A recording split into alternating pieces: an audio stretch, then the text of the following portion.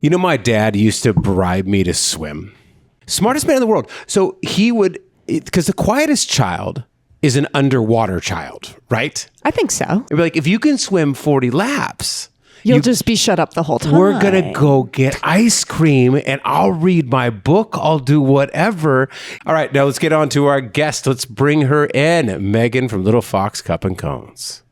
As promised a little bit earlier, I am sitting here with somebody who's I've only gotten to know over the last couple of years. I've known her through her food, mostly through her ice cream, which is innovative, storyful, delicious, handmade. I mean, more handmade than ice cream usually is at this level. You're a little bit insane. She started as a bartender, or I don't even know if you started as a bartender, but started in the hospitality industry, in the bars, making cocktails with some of the best in San Diego. CH Projects started Noble Experiment, their first speakeasy, arguably the first speakeasy in San Diego a long time ago. Eventually went to architecture and design school, one of the better ones in San Diego. Even met her husband, I believe, at a place that she was designing up in Del Mar. And then went to Juju Lee, which is now, of course, our Michelin star French restaurant by Eric Bost and John Resnick. And then formed her own ice cream shop, Little Fox Cups and Cones. And it is effing fantastic. Dude, you got to try this avocado ice cream. It's insane. Is it really good? Insane. Did you see my face? Shaking. I was like, Okay. oh my God. Now, we have a really serious problem here, and I cannot fuck this up. You watched it almost melt. So before I know, it melts, I'm serious. You gotta eat it. the It's thing hurting my about heart. Little Cup, what I love about Little Fox is that you have a story behind almost every ice cream that you make, because you're, as you said, and I didn't put these words into your mouth, or I'm not accusing you of being such. You said you're a nerd. You're a real big nerd. Such a nerd. Okay, so explain to us what we got here. Walk us through what you brought and tell us the story of it. Cool. So I'm going to start you with our first ice cream we ever really made. The first couple flavors that we have on our menu that I made were like tried and true flavors of ice cream. But this one is a toasted cornmeal ice cream. So we take cornmeal and we toast it until it's almost burnt. It smells like we're burning popcorn in our shop. And then we dump that into the base that we've already made, and it sits there for 24 hours, kind of like cold brew. Then we pull the corn off, and it should taste like caramel popcorn. Holy shit, that's good. I just had that. It's insane. But now I'm onto the carrot. Oh Yeah, my see, God. okay, so we'll get to like the crazy flavors. Okay, so that was one of the OGs. I mean, This that was is this is the flavor where I made it and I handed it around and everyone's eyes kind of lit up and I was like, I think this is my thing. Like, I think I'm going to keep doing this. Rose. So wait, what is it? The name of it again then? So this is Once Upon a Time in Hollywood. I think it's Okay. this guy. And I was just watching that movie when I made this ice cream. So I was like, that's kind of a fun. Yeah. Yeah, Oh, it's a great movie. God. Go see it. that is so good. I mean, it's almost like taidig. You know what I mean? Yep. Like the kind of the caramelized brown burnt rice at the Yeah. bottom of the bowl. Yeah. Oh, so good. And it suspends so well in fat. It's like the perfect flavor for ice cream. I'd say that about anything. Okay. Okay, now this flavor is a collaboration with one of our favorite, a alum of this podcast. Yeah. Oh, I like that. Jason Mraz. Yeah. All right. So this is actually a really interesting ice cream because it really tells a story about where we sit as an ice cream shop. Jason grows avocados on his farm with Rachel, and she's an amazing person. Her and her husband take care of the farm.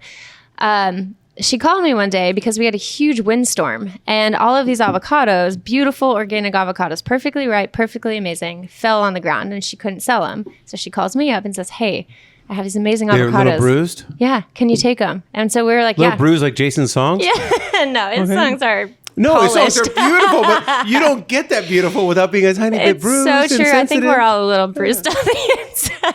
Yeah. So yeah, she called me up and said, hey, I have these beautiful avocados. We can't sell them.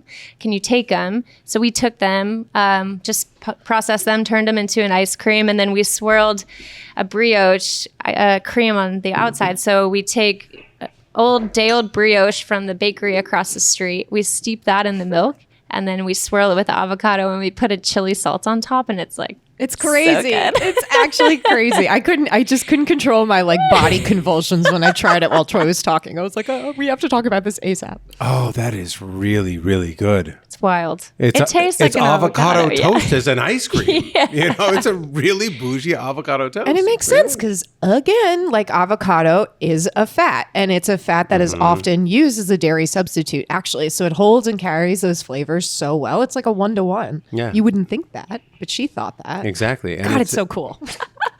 and fat is just an Uber for flavor, which is always good. And we love that in ice cream. Yeah, right. Okay, that is also excellent. Okay, what is the orange? Okay, so this is an ice cream I'm super excited about. It's a newer version, and this is one of my love-hate ice creams. I'm so sorry. We need to pause the podcast. I need to get a water so that I can cleanse my palate. The carrot's crazy. Oh, the carrot. Yeah, I know it's melting. I'll be quick. It's okay. We have more. We have more. Still more frozen stuff. I have to like dig to get those bits out. I'm like, I don't let ice cream melt. Yeah. That's my big problem because I'm a pint eater. So I like when I sit in my bed, as I do most nights with a pint of ice cream in front of me, I'm like, I should wait. I should let this melt more. It'll probably taste better, or I should scoop it. And then I just dig in. And Are you a fork person though? Because I'm a fork person. I've never done that, but I've actually thought about it because I eat ice cream so cold. Yeah. Because I can't wait. And every night, my husband's like, "Do you want to just?" Because he sees me like, and he's like, "You could just wait like 5 minutes." Get a fork. But then if it melts and you don't finish it's the not as pint, good. exactly, it ruins the integrity. We've already poured them all out into bowls. Let's save the integrity for everybody else. Oh yes. Can I get a little help here? Somebody? I also have like these bags. I have dry ice in them, so we can We just have an toss it in actual there. freezer. Oh yeah. Yeah. Do you mind putting these back so everybody else can have them later? Yeah. We already took some of them. Thank you. This is Julia, one of our newest members. Hello. That's Sarah. Nice to meet you. Nice to meet you too.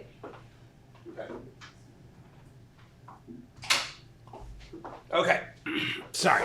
Oh, good. Okay. Ready? Ready. Trey, do it. Okay, so what is this orange beauty?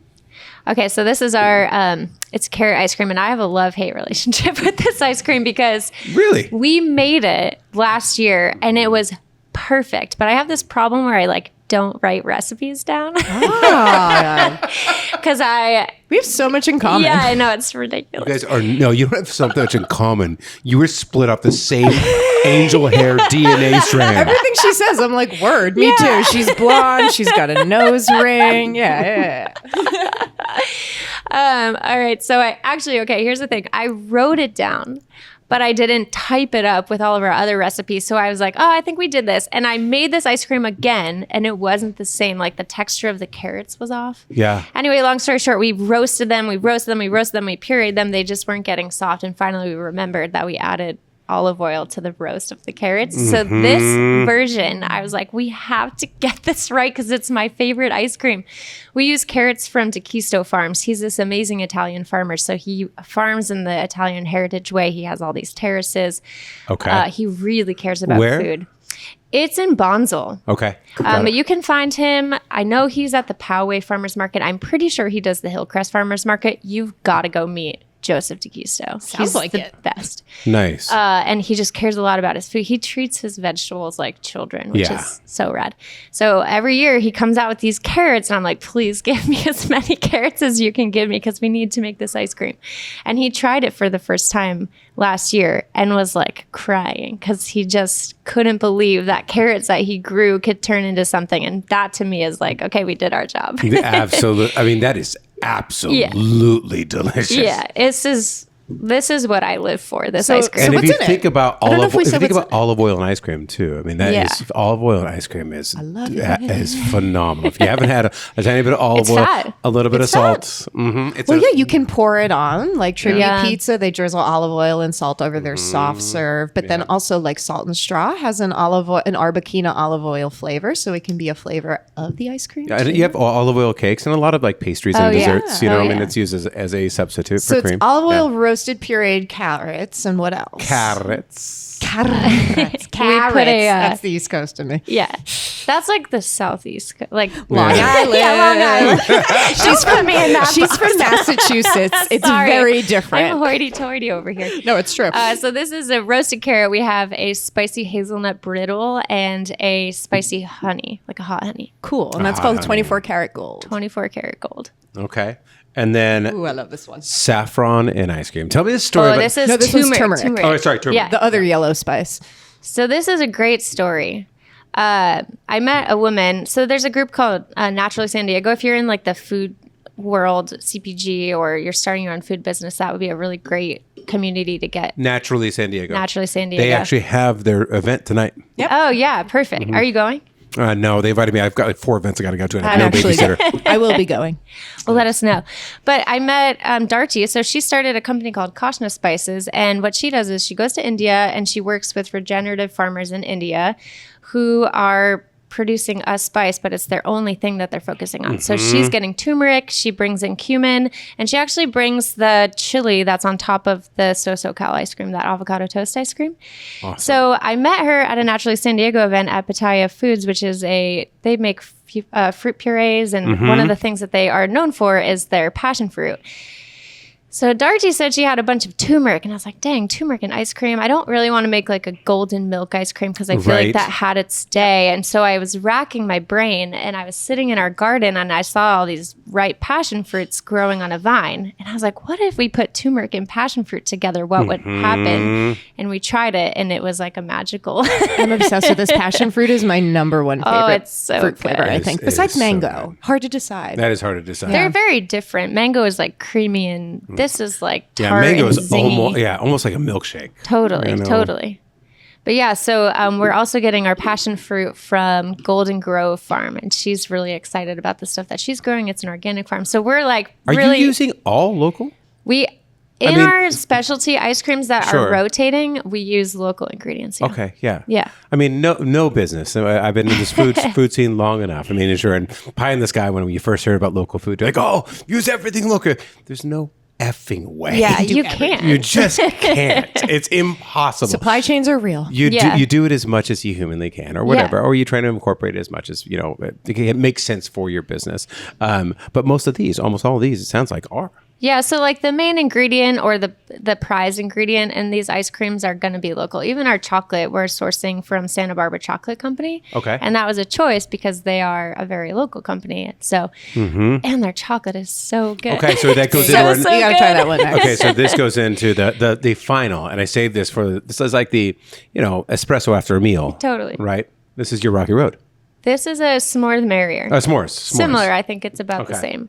But this is a fun one too because we're buying graham crackers from just a distribution company, and I was like, holy man, Oh, so you are a chocolate guy. I'm not. Are you not? Because I'm like seeing this stoke and I'm like, oh, you're that kind of ice I cream am not. person. If I had to rank these right now, Yeah, honestly, do it. Let's do it. Let's do it. Okay, it would go carrot. No. No, wait. What was our first one the again? Hollywood. The Hollywood. Once Yeah. upon a time in Hollywood. Yeah, so Holy good. crap, that's the best. And then I would go carrot, and then I go. Yeah, chocolate's damn good, and I'm not a chocolate guy. I pass up chocolates all the time. My Me favorite, too. Me too. My favorite dessert is berries and cream. Like that's Shoot, it. I should have brought I you the didn't see that strawberries. coming. I really didn't know that. I know. That's I'm a fruit incredible. guy. I'm a fruit guy. You contain multitudes. You're a little fruity. We can see that. And then the avocado, and they're all very, very, very good. I am very fruity. They're all the avocado, and then my turmeric, they're all fantastic ice creams. But holy crap, that's the best chocolate I've had in a while. think it's golden hour 1, carrot close second, avocado close third. These are all tied for first, and those are tied for second. I That's feel the best like I can they're do. just so hard. Like you can't really compare them. No. Really. It's- You're like, don't rate my ice Well, you no, can have them rate it all. all you want. I totally. You should rate it. I'm rating on stoke, not goodness. Let's Yeah. put it Yeah, that way. but like the flavors when you're like, oh, turmeric, because you might want like a chocolate dessert after a cocktail or something, but that might be like the passion fruit might wake you up in the middle of the afternoon because it's so Absolutely, zingy. it's like an aguachile yeah, of ice creams. very much. Yeah. melted. I'm gonna go get more later. Oh my god, she's going to town, which I love. Okay, so your s'mores. Yeah, Okay, with Santa Barbara chocolate. Santa Barbara chocolate. We make our own. What do we call it? A brulee marshmallow fluff. So it's basically the fluff, and then we scorch the heck out of it. Yeah, caramelize all those sugars. Yeah, and originally we were using just ground up graham crackers, but of course I'm so annoying. I'm like, why aren't we making our own graham crackers? So now we're making our own graham crackers, and even our graham crackers. I know this is so ridiculous. When but did you discover you like hurting yourself? like years ago. I mean, like restaurateurs are like, hey, let's just do enough that makes, that the house scratch, and then we can just subsidize the rest. It's pre-made. It's totally okay. We can, I can see that if. So I worked with this amazing bartender. His name was Trevor. He worked at Noble Experiment. And one of the things he said that still rings true in my mind is like, use something if it is better than what you can make. Like bitters. This was in the year when people were like, everyone was making their own bitters. Yeah. And he was like, but the bitters are so good already. Why are we reinventing them? And that was my issue with the graham cracker, that it felt like we were putting sawdust, like cookie crumble, because it didn't have like anything other than flour, and it didn't taste like cinnamon. And a friend of mine has a graham cracker company, and I tried them. They don't make them in bulk like we could get, but I was like, oh shoot, you can make graham cracker. Like how hard can that be? We're making cookie crumble. So much better. Yeah, and we use cinnamon that's sourced from this gentleman. He's going to Sri Lanka. He gives a portion of the proceeds back to the orangutan population, so he's preserving that. And all of the things that his company is doing, I'm like, we got to support this cinnamon guy. So let's make our own graham crackers. We'll use his cinnamon. It works. And you can actually taste the cinnamon in that ice cream. So I love it. It definitely can taste the cinnamon. It's got almost like a Mexican hot chocolate. I love that your vibe. business decision is like, we got to support the cinnamon I was just going to say that. I was like, I love that comes first. And you're like, we'll make a product to back into it later. We actually kind of do that at San Diego Magazine sometimes too. We're like, This is a very good human person. Yeah. Let's find their story. Yeah. Yeah. But it tastes better. And I think that's like at the end of the day, if you're making a product with ingredients that are supporting somebody who's doing something that they care a lot about, and you're putting it into another ingredient that's making something great, I think it's just a really cool chain of events. Well, because you have a human emotion connected with what you're serving. Totally. You know that person's face. When you're serving that, you know the cinnamon guy. Yeah, the cinnamon guy, he's the best. You can see his facial features. You can see the time he smiled at you. You can see the time, like that makes it like when you're talking about your product, it's not just like, hey, well, here's a bunch of technical crap that I did because I'm a chef and I took this, these kind of like really quality ingredients and made this amalgam and blah, blah, blah, blah, blah. It's like, and that's part of it. Right. But when you know the story behind it. I'm so nerdy about the story. The whole reason why we do this podcast is the same reason of that. It's like, great, little cups and little cups. I was going to say little cups. Cool. Little Fox, is great ice cream, but well, thank you. If you know the person behind it, who gives a shit about her cinnamon person. Oh, I love him. Wait, why do you love this man so much? Because he's just... So I met him at this ice cream conference, which is crazy. I go to an ice cream conference every year. Sounds fun. And he's just Do you carry a briefcase? Or is it, oh, no. Dry ice? Or? I just carry around 2 cones of ice cream. The best kind of work conference ever. This guy was just sitting at a table. So all of these like huge companies come and they want to sell you something. And this guy was just sitting at a table and he had cinnamon like kind of strewn out, but he didn't wow anybody. Grandiose, no one was standing in front of him. And I was like, what is this dude's story? Like, what is he selling you? And I don't really know. And we started talking about cinnamon. Well, there I learned that there are many varieties of cinnamon, which is even like something that's cool to know. And a lot of the cinnamon that we sell in the US, it has lead in it. So there was like a bunch of recalls recently. So I do remember this. My kids were eating applesauce and I was all freaked out because there was a recall for applesauce with lead in it. And it wasn't arsenic as well. Cinnamon naturally has a tiny bit of arsenic. Yeah. So I was chatting with this guy about the cinnamon and I was like, you know what? I think I probably was his only sale entire. Give it to me all. But the fact that he was like, he goes to these places, he sources cinnamon, he cares about the orangutan population. He has like a 2-person show up in Portland, Oregon. It's just like, yeah, I'd much rather do that than buy cinnamon from somewhere that I have no idea where it's coming from. And it's not any more expensive. It's just more work to find these people. Sure. So half of the work in creating an ice cream that has a story and has the quality is like doing the legwork, is opening doors, is walking down the hallways, going down the street, going to a different city, whatever it may be. Yeah, driving to the farms. I mean, a lot of my time is like, I got to drive to these farms to pick up the produce because Yeah. there's only one farmer and he's there picking carrots all day. So I can't ask him to come and drop the produce off at our shop. Sometimes it works out and they can do that. But it's also kind of cool to see where this produce is coming from. You just like go to the farms. I do.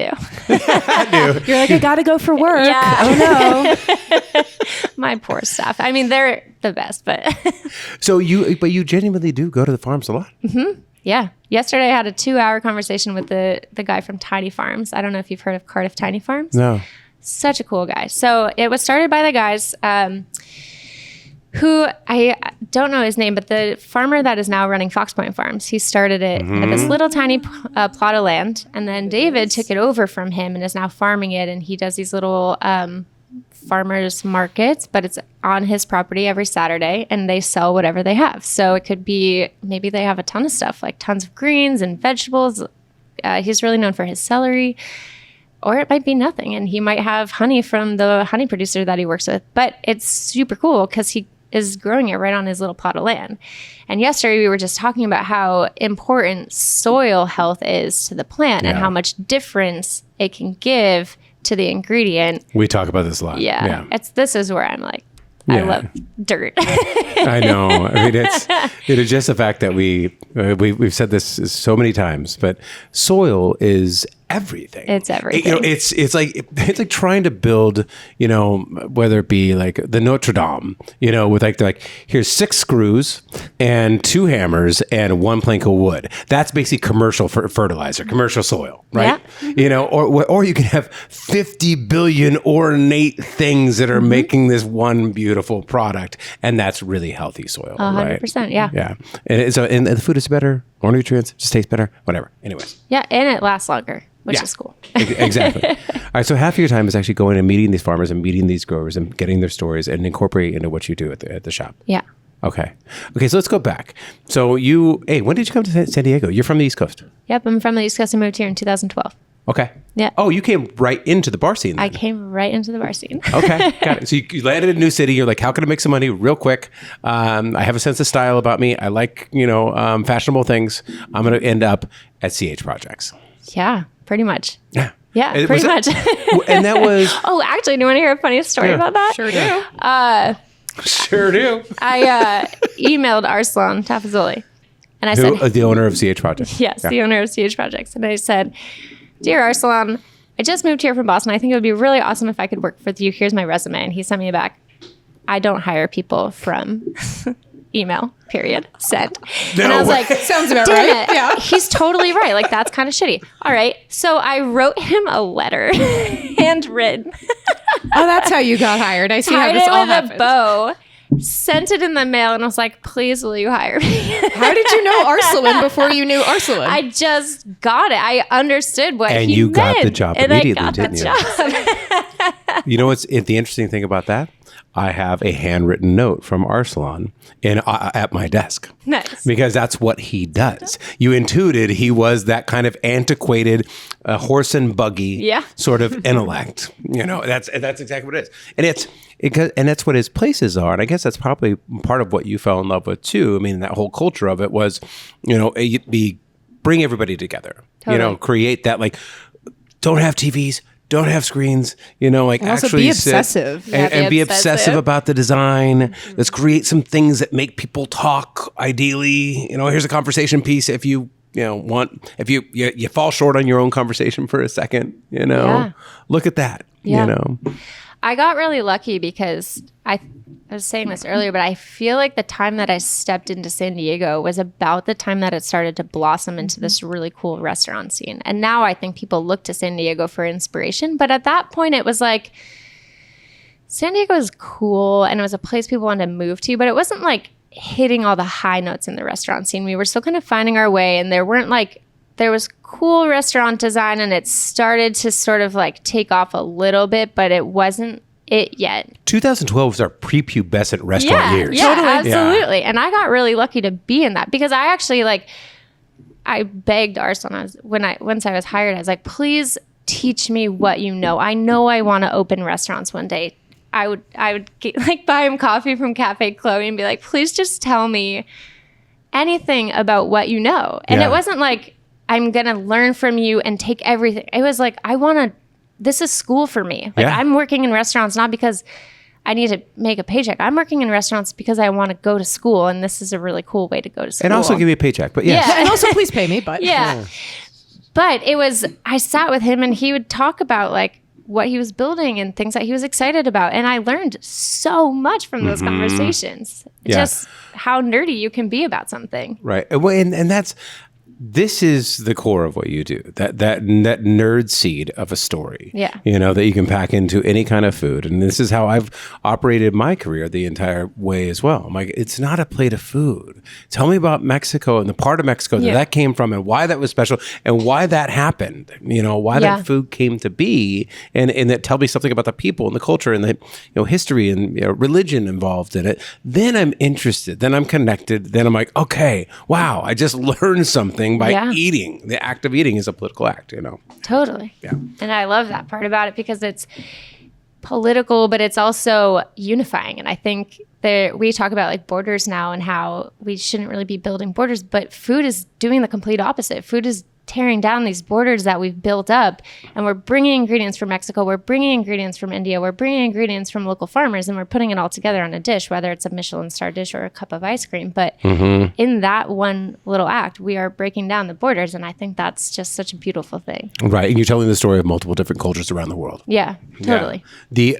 So what about the comparison between cocktails? Because that's kind of where you came from. At Noble, that was pretty much all they did. I don't even think they do food. Did they have snacks? No.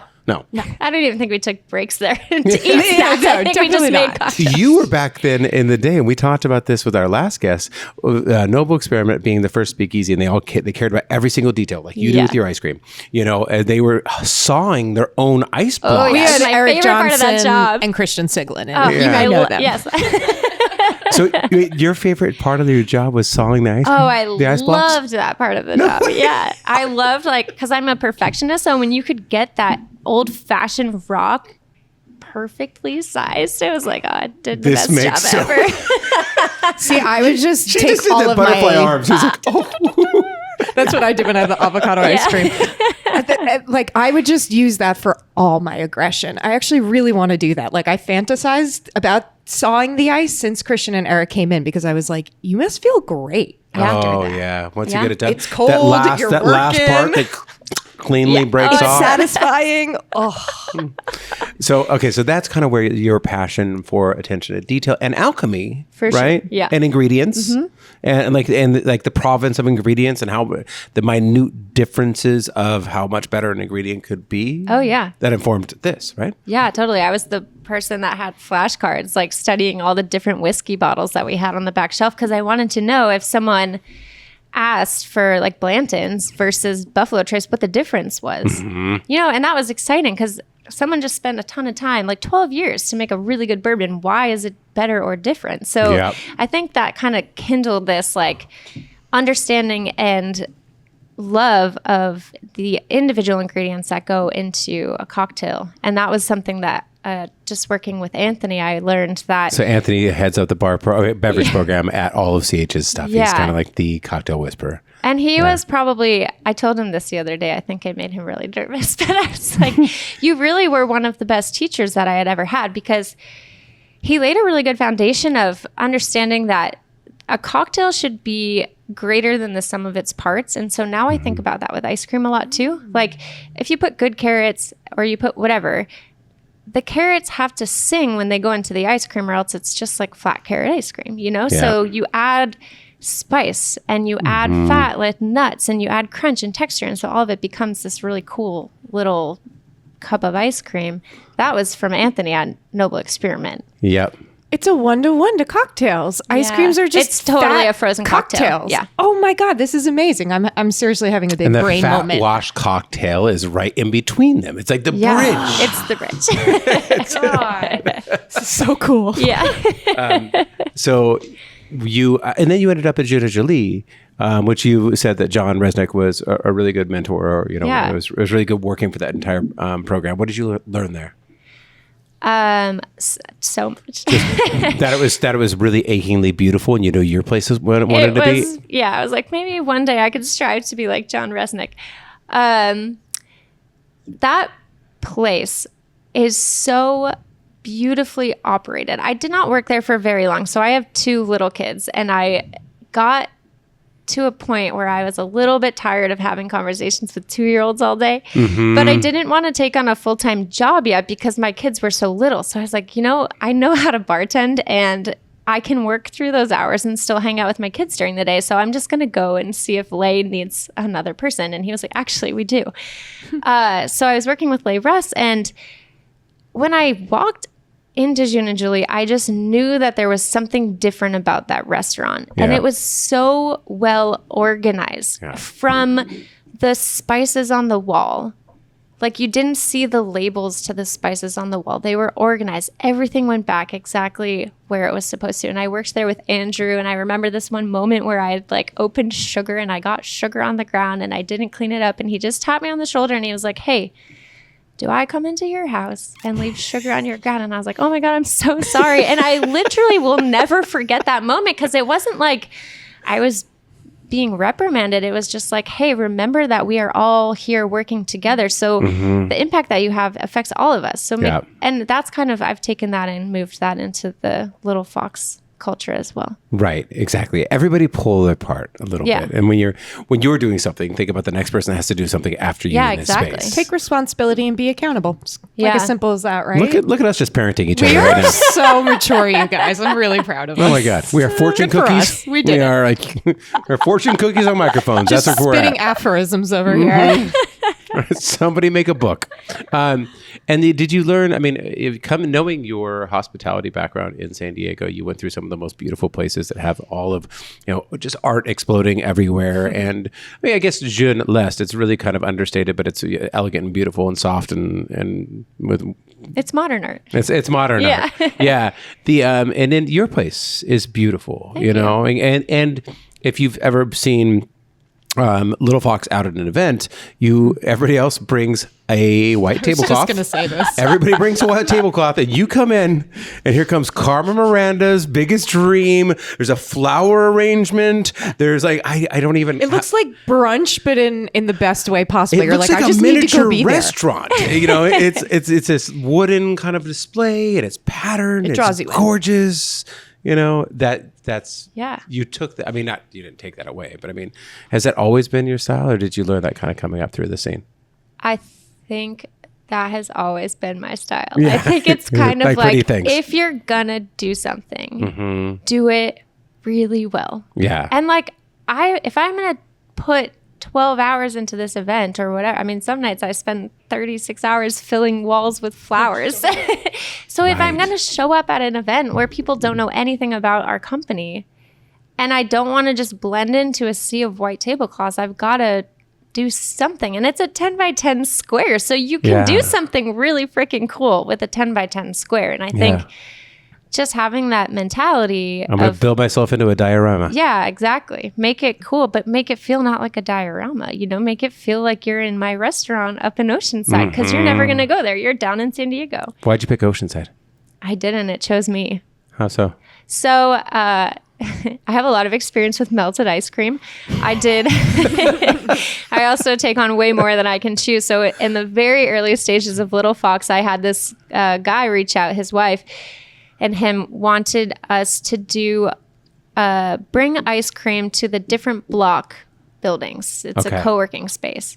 So there were 3 different buildings, and they wanted 30 tacos each. Well, that sounds tiny, right? Because that's only 90 tacos. But for me, it was it was the biggest event we had done. This was I'm talking early.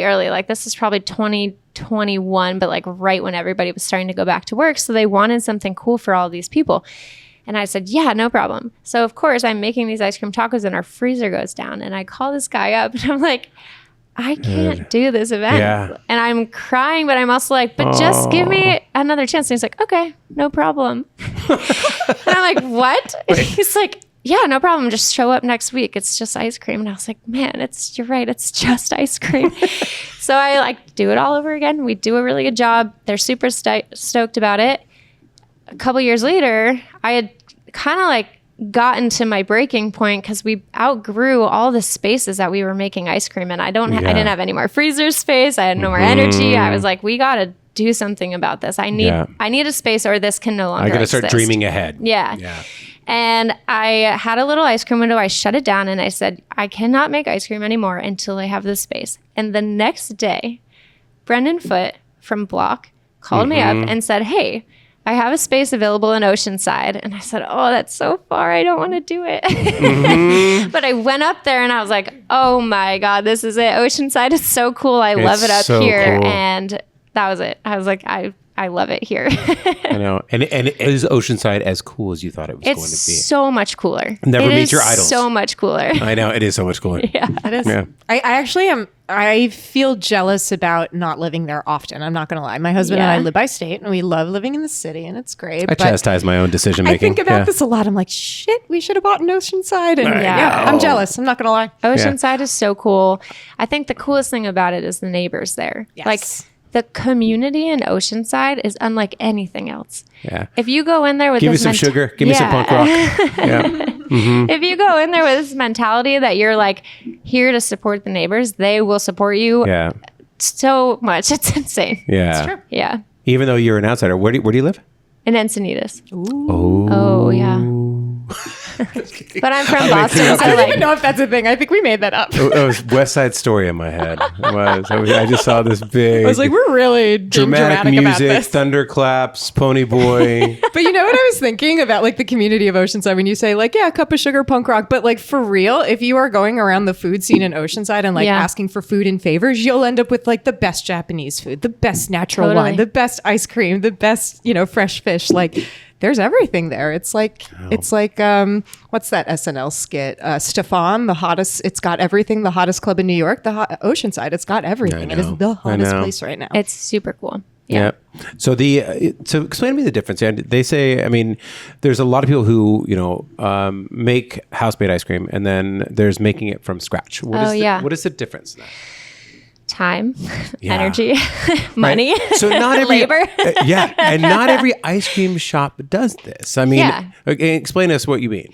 So, and I don't discredit other ice cream shops for not doing this, but I would not be able to make any of these ice creams if we did not make our ice cream from scratch, because every one of these ice creams, just like a really good cocktail, is balanced to support whatever is going into it. Mm-hmm. So when we make, we pasteurize our ice cream, which just means that we take raw milk, raw cream, raw sugar, raw eggs, and we put it into this pasteurizer and we keep it at a certain temperature for a certain amount of time. But it's a fancy way of saying we're cooking the ice cream. But it's very regulated by the USDA. They come in every quarter. They charge us a ton of money. For the privilege. Wonderful. I love the woman that comes in. She's just the best. I love her. She calls me up every quarter and is like, I'm coming to visit. And I'm like, great, everyone tidy up. Everybody on your best. Yeah, stand up straight. No, but we're great. And so she tests everything. It's like a lot of equipment. So that was one of the major things, is that it's very expensive to start to do this. Yeah. And I didn't really know that there was another way. Actually, like I went to this really cool event called Scoop San Diego down in. Oh yeah, that was a good one. Yeah, it's so fun. They do it every year. It's a nonprofit as well. It raises money for different organizations. Every single year. It's a great one. Keep an eye out for it. They gather all the best ice cream makers across the country. It's quite insane. Yeah. But I was standing there with a bunch of other ice cream makers, and they were all talking about a base, and I was like, I have no idea what this is. What's a base? This so I started sounds vaguely militaristic. I Googled it and I'm like, ice cream base. And I didn't realize that we were making our ice cream base. But because I'm not an ice cream maker, I was just like, oh, we just start further up the line than they do. So you didn't know you had to make it from scratch. You didn't have to make it from scratch, but you were making it from scratch. Yes, it's like buying a box cake versus like there's such good box cake mixes, or you can make a cake from scratch, and I choose to do the scratch version. What's in the base? Is it just like the dairy mix, and then the people who will take the base will put the flavors and the ingredients in after? Yeah. Mm-hmm. Oh, okay. But it's already formulated. So it will have like a certain amount of milk, a certain amount of cream, a certain amount of whatever the stabilizers. We use egg yolks, but other companies don't. And it might have something like corn syrup or whatever. There's tons of different varieties. ours, it's really just about the fact that now we can pull, like if we want to add carrots to the ice cream, we pull out the milk because carrots are water. So we keep the fat and we add water back, or banana ice cream, any of those. The chocolate ice cream is his very own special base because it's got to stand up to like fatty chocolate. It's a little bit on the sweeter side. So we add sour cream to kind of balance out the tartness and the creaminess of that ice cream. So yeah, we would never be able to make these ice creams if we didn't start where we did. You ever curled up to a fire reading Harold McGee? No. Do you know who Harold McGee is? No. You're talking like him. He's one of the foremost scientific writers on food. He wrote on science and cooking. I read that when I first started learning about food. I made flashcards just like you did. Nice. This is how I learned everything.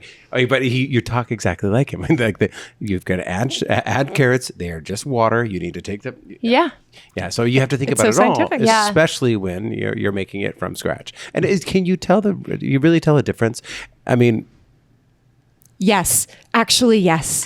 Can I just say it? Like, yes. I can think of so many examples around San Diego at different ice cream, and you can tell the difference, the ones who really do it well and who make their own base and stuff. Yeah. You can totally tell because if you understand flavors and a little bit of food science, and if you know that there's olive oil in this ice cream, or this one is just a milk fat base, or it has like, there's textural differences. Like you really can tell in the final product. And I've even noticed it. So if I notice it, it's gotta be real. That's what I'm thinking. I noticed it in the taste for sure. Obviously, I just didn't want to, I wanted to hear if you personally, as you're tasting base to base. Well, yes. Yes. But again, it's like a textural thing. A lot of ingredients so I think you can tell by now that I am not in the ice cream business because I want to make a lot of something very fast. Yeah. I want to make Including a lot money? of yeah, probably. I mean, don't tell Rich that. My poor husband, he's supported me through all of this, and he's like, please just like do something easy for once. And I'm like, I just don't know how to do that. We're getting there. Getting there. Absolutely. But the base is, it's really just about the ingredients that we're putting into it. And so I can control like where our chocolate's coming from and the dairy and you can tell the difference. But I also don't think our ice cream is perfect yet. And I think that's what like keeps me going, is that we're going to keep making little incremental changes to get to a point where our ice cream is very, very, very good. We're like good. We're good, solid ice cream. And I think our flavors are very different compared to what everybody else is doing. But I'm not the best ice cream, and that's okay. I will tell you that is fantastic. I don't know. Ice It's cream. one of my favorites. I will say is the day that you're perfect, you got to quit. Yeah, true. You know, that's it. I mean, if you're not improving, if you're not learning, you're not adjusting, you don't look at it and be like, I could do something else there. Yeah. I don't think I'll ever. I'm going to say that too next time I mess up at something at work. I'm just learning. I'm just learning, Troy. Give it 3 minutes. I'm just kidding. I'm kidding. What a dick. I mean, we were having such a nice time, and I just had to scar people. It's your inner, what were we talking about earlier? Your inner bruise from the avocados. The inner bruise like Jason Mraz music. Well, a Little Fox cups and cones. What was your best day so far in doing this? Like, and like, obviously you do it because you really like to create things, period. And you love the stories of people behind it. And you love kind of being enmeshed in the food scene and meeting the cinnamon men and meeting, you know, the cinnamon man. That made me laugh too. the Spice Girl, you know, and really kind of like being in that community. But what was your best day? Can you think back to one where you're like, oh, that was the day that like we made it through a hump. We, you know, it was an emotional day. It was whatever it was. Yeah. I mean, every day is a hump, but Every day is a hump. it's like I have the best staff people, and they're always like, you can do it. Our birthday party. So I was really apprehensive of opening a shop because I'm so sensitive, and I was like, what if no one likes this product and we just fail? And that was so scary to me. And we opened our store in a year. You know, it takes a little while to get on your feet, and people will still come in and be like, oh, there's so much more stuff than there was in the beginning. And I'm like, yeah, we had to grow. We were just learning. So sorry. But our birthday party, we did like a little 1-year birthday celebration. And I just posted about it like the night before and said, hey, everyone show up who's coming. Like, it's our 1-year birthday party. We had somebody sitting outside of our shop at 6 a.m.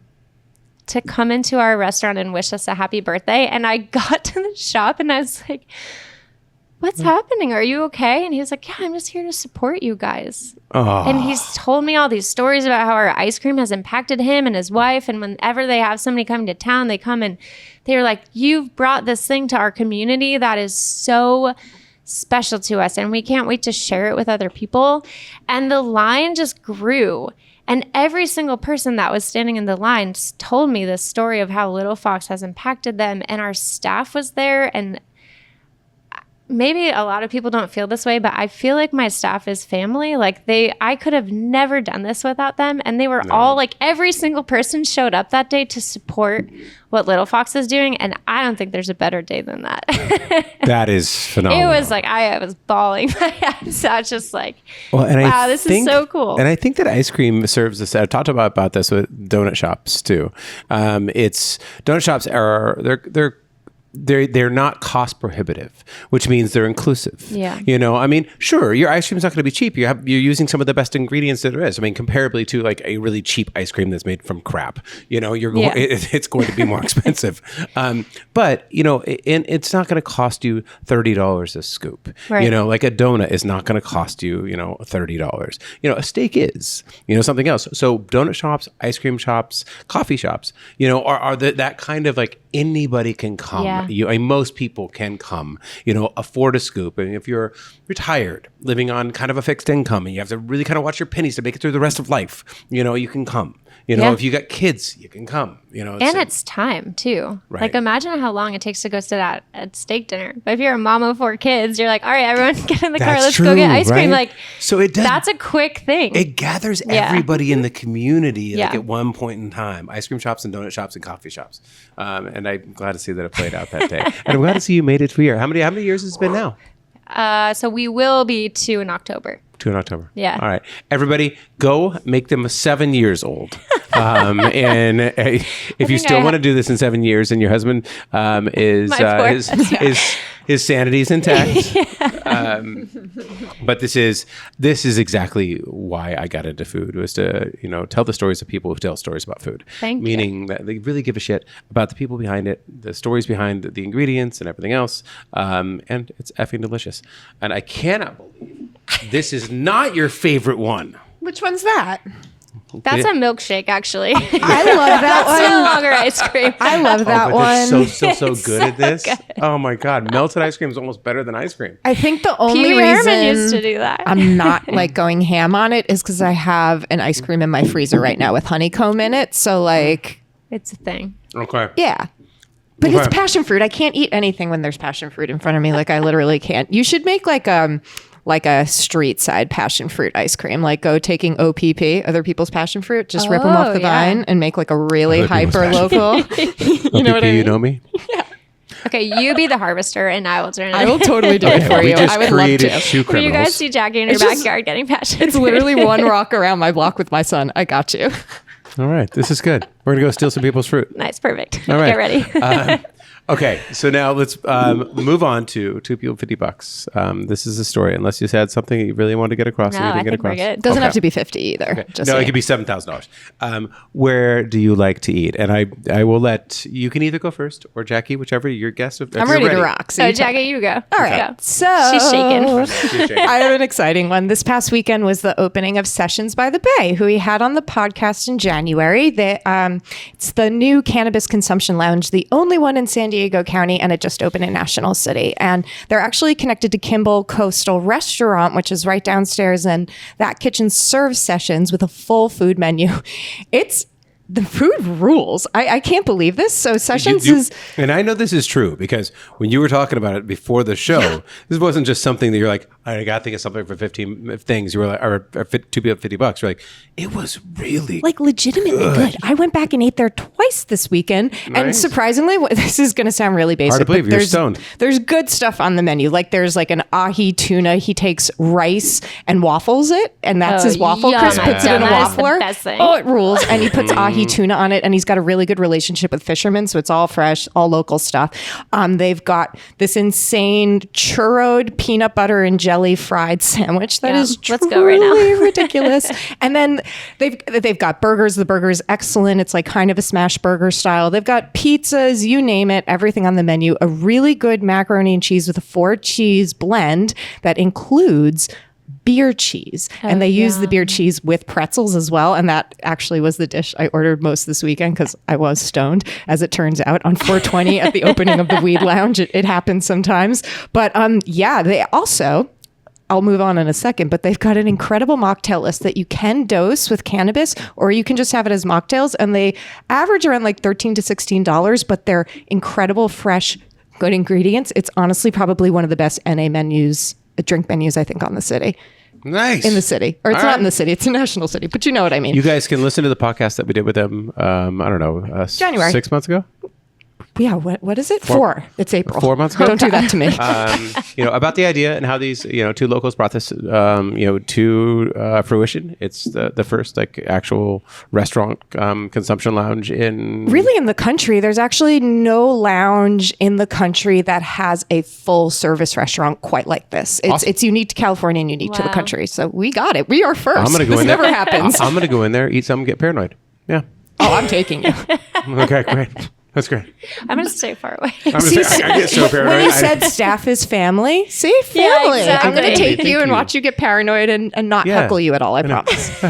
I'm like, are you heckling me? You're like, I'm literally just sitting there. Okay. Where do you like to eat? Oh, well, one of my favorite places is the Plot right around the corner from us. I mean, David and Jessica are, first off, they're such rad people, but their food Incredible is people. so good. And you just don't realize that you're eating vegan food when you eat it. So it's like, you gotta go. You Now, gotta go. are you plant-based? Are you vegan? Or No. Okay. I make ice cream. Yeah, definitely not plant-based. Yeah, I guess so. I make ice cream. Yeah. She's switching entirely to Jason Mraz's avocados as the base for her ice There cream we go. going on. Yeah. And if you don't know the plot, so this is David actually studied as a sushi chef down at Roppongi, which used to be one of the top places where everybody learned sushi back in the day. It was like Sushi Ota and there. Yeah. And that's where he studied. Then he opened up Wrench and Rodent, which is a really sustainable. The best. Tiny little punk sushi Such joint. a punk where they like using every part of the fish. I They drive don't- up there all the time They don't just mess for that. around, and the flavors are good. It's Yeah, not they just. had like, the other day I had a pear with a red wine reduction on top of sushi, and I was like, you know what? This belongs together, even though it shouldn't. Doesn't sound and like it's so it does. good. I know. I know. And the I know why you like it now. There it is. Yeah, there it is. the weird. He's weird. I love weird. Yeah. I love it too. Don't Exactly. get me wrong. Yeah. So the plot is they're basically what they were trying to do, and they're kind of getting closer. Is almost not just a zero waste, but a regenerative plant-based restaurant because his wife Jessica is a vegan. Yeah. So he's cooking for. He learned. It's kind of a cute. It's a really cute story. It is. He's the best. We've done a video on it. You can find it on our Instagram and our YouTube. Just look up the plot SDM guide, and that restaurant came out of the snacks that he would make for her when he was courting her. Yeah. Courting her. It sounds like such 18th century. That's how old When he you are. was trying to make this awesome woman fall in love with him. He's like, she's vegan. Let me see if I can learn how to cook vegan. It's Yeah. something better than, because back then it wasn't very good. It wasn't. You But know? now it doesn't even taste vegan. I know. It just doesn't have that. Do you want to know my real sneaky favorite place? Yes. Okay, so I know it's gonna be some like super carnivore it's place. so I have zero time most of the time. Like I need something fast, but my Jack in the favorite Box. food is pizza. Like I love That is so uncontroversial. it's I know. but this place, there's this pizza place off of Ice cream woman loves pizza. love it. There's a pizza restaurant called Buongiorno's, and my favorite thing about them is that they sell pizza in slices because I want Yes, the baby. weird, like I want a buffalo chicken pizza, but I also want the Mediterranean. So Yeah. just And like you're get also the from slices. the East Coast, and you're Totally. used to getting slices. And it's Slices. New York style, but they have a location right next to, it's a coffee shop, but it's on the Torrey Pines Waterway. So you're sitting paying like $12 for a pizza and a beer, and you get to overlook the Torrey Pines whole water reserve. It's the best place. This is the hottest tip in the world. I'm serious. Go there. It's I'm gonna the make a best. special There's trip. like Wait, is that by the Roberto's? yeah.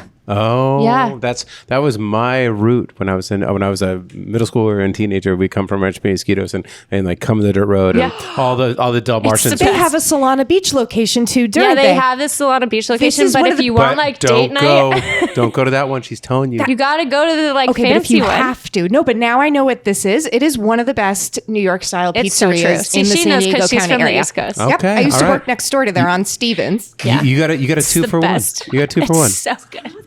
All right, so my 2 people, $50. I'm going to stick on ice cream, and stick on somebody you know and have worked with. Lilo just opened up, and I was able to go to the friends and family. So Lilo is the new project from Juju Lee, from John Resnick and Eric Boss, the chef. I love Eric Boss. Both of their stories, obviously. But Eric Boss worked for 20 years. He used to work here in San Diego for the lodge, A.R. Valentine. And then he was at the Inn Rancho Santa Fe. And then he went around the world and worked for a bunch of Michelin star chefs. Eventually became Guy Sauvage's guy. That was kind of his big break on the national stage. He opened up Vegas as his executive chef. He ran his restaurants in Singapore and then came back to open up his own restaurant in LA called Auburn. And Auburn was, Rene Redzepi ate there. Guy came down. Everyone went and ate there. And it was like the entire food scene of the country was very excited about this restaurant. And Eric is just a fucking lovable human being. A lovely, lovely human being.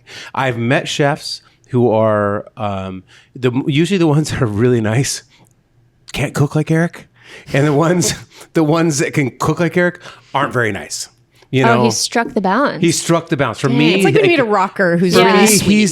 he's like the total package. He's like the Keanu Reeves of chefs. Yes, you know I what I totally mean? get Just he can, he has a certain je ne sais quoi, and I'm going to call him kind of a great actor. But anyways, Lilo is their concept where it's just tasting menu only. And it is how is it? 12 courses. It was effing great. It was Oh, I wanna so go so good. bad. Yeah, It's let's designed by Bells and Whistles. The courtyard's the most I beautiful feel like part everything of it. bells and whistles touches turns to gold. Yeah, Bells and Whistles Quite designed literally. Yeah. the new Starlight. They designed Juju Lee. It's so beautiful. Yeah, they're talented. That's Barbara and Jason. They're just great designers. Anyways, the food is fantastic, but they have an ice cream. And they asked me for feedbacks. When you invite friends, I've gone to a lot of my friends' restaurants openings on Friends and Family, and they're like, I want you to be there because I know you know how to be critical, because they're looking for criticism. They're like, Yeah. I need real feedback Yeah. to fix anything that might be wrong. Right. So come in and give me a detailed list of everything I might improve, and I'm Troy's like, say less. He's got his pad out. I'm like, well, I have a little bit of He experience unfurls doing his that. scroll. So I actually told him with this one, I'm like, you should actually end the meal with this because it's so good. In the middle of the meal, it just is kind of like a palate refresher. They do an ice cream, and it is an orgeat ice cream. Oh yeah. I'm still thinking about this. And the chef for Juju Lee, the chef was sat next to me and with his wife, and they both turned to me when they had the ice cream too. And we're like, holy shit, did you eat that? I'm like, I know. Yum. It's one of the best things I've ever put in my mouth. I'm losing it right now. He's drooling on air. Okay. So they do an almond flavored, like orgeat ice cream, a bushi, which is basically a dried and fermented kind of and smoked of grated celery root, which is cured in brown sugar, tamari, and salt for 2 days. Then it's smoked over almond wood for another 2 days. They top it with Kaluga Queen caviar, Yum. and they drizzle it with I all. saw this Oh, on the that's what Claire was internet. talking about. And She they said caviar drizzle- becomes dessert. Yes. Yeah. They drizzle Yeah. it with an almond oil that they press that day. Every day before service, they press this almond oil. Wow. Can you go weirder than that? It's No. smoky, salty, sweet. I mean, maybe, but And it shows up, and it's just this little canal of ice cream, and it's got this like smoky syrup over it with a mound of caviar, and you're like, Hell yeah. F, Hell F yeah. that. I'm Yeah. like, no, I don't want to No, eat caviar. I'm so in. yeah. But then you think about eat it with caviar creme on your fraiche. ice cream. Caviar creme fraiche. Exactly. It is caviar with creme fraiche times 1,000. It is probably one of the best things I've ever eaten. And it is, go to Lilo, check it out. Reservations will probably be booked out for a very, very long time. And it's not cheap. It's not cheap, but here's my view on all of that. People are like, oh, it's so expensive. I'm like, look, this guy worked his ass off for 20 years. And to finish up the story about Auburn, it had to shut down during COVID. So he lost his dream. And then he found a new partner in John Resnick, and then they just opened up their dream. This is kind of his Auburn again with John. So anyways, go support them. Lilo, Carlsbad. That's my two people. Heck yeah. And it's okay that it's expensive. Like, you're not supposed to go eat a tasting menu every day. Right. So it's okay. Exactly. Yeah. It's an experience. Yeah. If food is your Bowie, pay up for it. Yeah, exactly. You know what I mean? Yep. Okay. Where can everybody find you on Instagram? What's your Instagram handle? We are at Little Fox Cups and Cones. Okay, Little Fox Cups and Cones in Oceanside. Go see her. I'm not going to call it precious. That seems like that's too cute. Just a little jewel box of a store, and apologize to her employees who have to put up with her farm tours. So sorry, guys. But this is all you need to know is that most podcast guests bring us some food. She had engraved. A tasting spoon of ice cream in its own has my name on it. It has my name on it. That is the attention to detail that you're going to get at Little Fox. What's the name of your husband's jewelry store? Charles Koll Jewelers. Charles it's engraved Koll. on the side. Oh, Charles Koll Jewelers. I know that. Yeah, legit. They're really cool. They do what I do for ice cream, but for jewelry, which is way cool. Which I can tell because she's wearing some of it, and it's amazing. Go buy something for Charles Koll. Go to Lilo. Then go to Lilo. Then get your ice cream over at Little Fox. Thank you so much for coming on and Thanks so sharing your much story. for having us, guys. That's awesome. And thank you for my spoon. Yeah, anytime. Oh my God, thank you. Okay. Bye, guys. We'll see you next week. Thank you.